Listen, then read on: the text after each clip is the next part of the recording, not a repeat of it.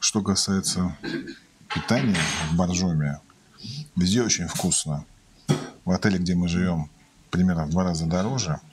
Но вот напротив, достаточно гуманно все, но тоже не дешево, нифига. И везде очень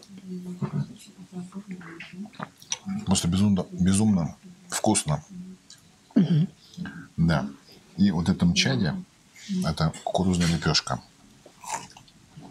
С пылу с жару. С пылу с жару. Всем приятного аппетита.